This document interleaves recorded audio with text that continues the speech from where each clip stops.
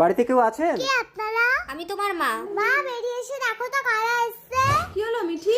হ্যাঁ কে? কি চাই আপনাদের? আমরা মিঠির মা বাবা, মিঠিকে নিতে এসেছি। মিঠি মা তুমি একটু ভেতরে যাও তো।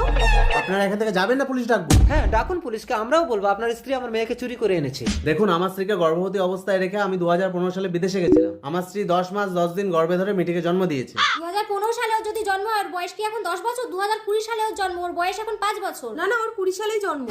20 সালে যদি জন্ম হয়, তোমার পেটে কি মিঠি 5 বছর ছিল? ওই বাচ্চাটা তো নষ্ট হয়ে গেছিল, ওই জন্য তো আমি আবার একটা বাচ্চা নিয়েছিলাম। বাচ্চা নিলে কি করে? 5 বছর তো আমি বিদেশে ছিলাম। মানে দত্তক নিয়েছিলাম। মিথ্যে। সত্যি করে বলো পূজা, মিঠি কার মেয়ে? শুনুন, 5 বছর আগের কথা। মেয়েকে একটু ধরো তো, আমি বাথরুম করে আরে আসি। আমিও তো যাবো, এক কাজ করি মেয়েকে এখানে শুইয়ে দিই, আমিও বাথরুম করে আসি। ওই দেখো মেয়েকে কোথায় শুয়ে দিয়ে গেল। দাঁড়াও, মেয়েকে লুকিয়ে রেখে আজ আমি ওকে মজা দেখাবো।